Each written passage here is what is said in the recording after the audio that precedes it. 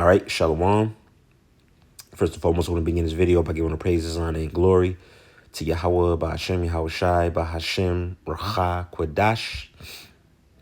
The honor to the apostles and elders of the Great Millstone. Shalom to the Lord's elect, beginning with the 144,000. This is a Ratazah from the Great Millstone GMS Atlanta camp with another quick video. And I just wanted to use this headline. This headline popped up, and immediately I thought of Revelation, the book of Revelation, the 13th chapter, which pretty much prophesies how Esau, which is a so-called white man, Esau and his beast system, how it's going to fail.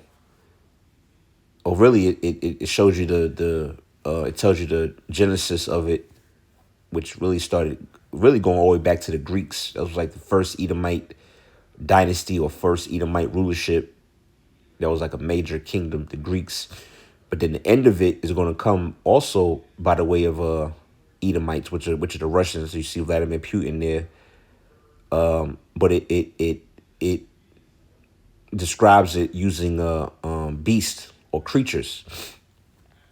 So it says this is an article from a site called Joe or JOE, however they say it, and it says Putin is preparing for war with NATO. Experts warn. And it says they say Putin is looking to enter direct conflict with NATO. And then the article goes on. It says experts are concerned that Russian leader Vladimir Putin has no interest in ending the war in Ukraine, is looking to enter direct conflict with NATO. It says the Institute for the Study of War has claimed that a whopping 300,000 people have signed up to the Russian Ministry of Defense since the beginning of the year. This means that they are amassing 8,000 new recruits every week, with the insider claiming that some of these recruits are to build up Russia's strategic reserves that the country has been building since July 2025. So there you go. All right, Russia's building up their military. People are joining. They're increasing their numbers. You know, they're increasing their head count. But the point I wanted to get was how they enter in a conflict with NATO, and that goes directly with the prophecy, which says, which I'll read it. Try to keep it short. All right, this is Revelation, the book of Revelation, 13 verse 1, and it says, you see, it says the beast from the sea. It says, and I stood upon the sand of the sea and saw a beast rise up out of the sea, having 7 heads and 10 horns, which the beast represents NATO itself.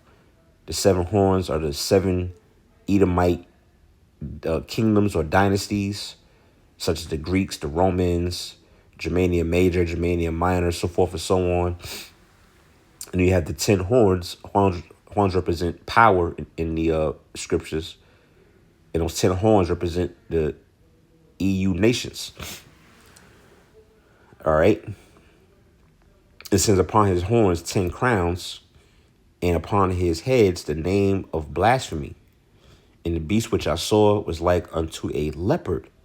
See that? So the leopard, when you read that, is a reference back to Daniel, the 7th chapter, which speaks about the Greeks. All right. And the dream that Nebuchadnezzar had. Excuse me. All right, so essentially that was the very beginning of the Edomites ruling the earth, was the Greeks. And it says, in his feet, whereas the feet of a bear, okay, which is the major point. When the feet of something represents the bottom or the last or the end, which we're at the end. We're basically at the feet of the statue, which you read in Daniel's the 2nd chapter, which essentially is the same prophecy as Daniel 7, but it likens the kingdoms in the form of metal, right? Like gold, silver, the brass, iron, and all that. So we're currently at the end of the heathenistic rulerships And the end is going to come by the way of the Russians. Now, the Russians being the bear, all right, what's the Russian national animal, or what's their emblem, or mascot? All right, it's the Kodak bear. All right, when you look it up. And also, another way you can link it as well, uh, of course, going back to Daniel's the 7th chapter in the prophecy about the beast, the Medo-Persian Empire was likened to a bear as well, where it said it was raised on one side, meaning that the Persians were mightier than the Medes. All right, which really the Medo-Persian Empire has really came back in the spirit in the form of Iran, which is the actual Persians, and then you got Russia, you know, playing as the Medes today because they ruled in that same area. And again, Russia is known as being the bear. All right, that's their symbol. So the end, all right, or the last of this beast is going to come by the way of the Russians, essentially. So that's why this article, it stood out at me on why the Lord is increasing the conflict between Russia and NATO, because that's essentially who's going to lead the charge to ending this system is the Russians. All right, so that's really the major point. And then it goes on. It says, "In his mouth, as the mouth of a lion," which represents Great Britain. "And the dragon gave him his power and his seat and great authority," which the dragon represents the Roman Empire. Once again, when you read Daniel's 7th chapter. So all right. So this is dealing with Esau. Esau's rulership, his setup, how he started with the Greeks, and how he's going to end. All right, by the way by the way of the Russians. Let's get one more. This is Isaiah 13. All right, this is prophecies about Babylon, which is talking about America today. So this is Isaiah 13. Excuse me. In 17. All right.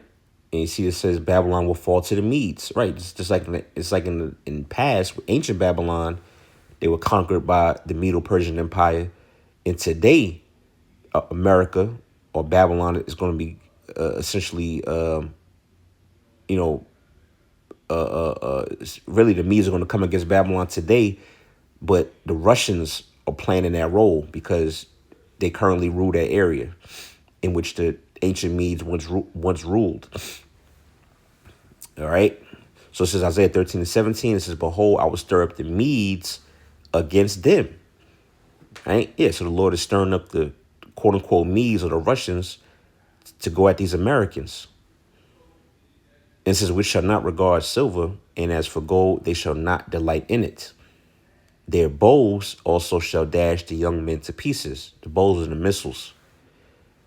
"And they shall have no pity on the fruit of the womb. Excuse me, their eyes shall not spare children." Right, so the spirit's going to be on these nations, such as Russia, Iran, so forth, to not give a damn. All right, they don't give a damn about no goddamn woman, no goddamn children. They don't give a damn about no money, nothing. All right, what does it say in Ezekiel 38? What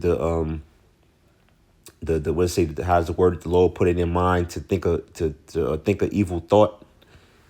You know, it's just that they're essentially going to be locked in on coming against America and shooting those missiles. That's why it says the bow shall dash the young men to pieces. All right, and it goes on in Babylon, verse 19. "The glory of kingdoms, the beauty of the Chaldees' excellency shall be as when the Most High overthrew Sodom and Gomorrah, which the Lord destroyed Sodom and Gomorrah by fire, raining fire down from the heavens." So America's going to go out in like manner, but the fire is going to rain down from the sky. Is going to be, again, nuclear weapons or missiles. All right. But prior to that, the Lord is building up the conflict with Russia, NATO, which again aligns with prophecy.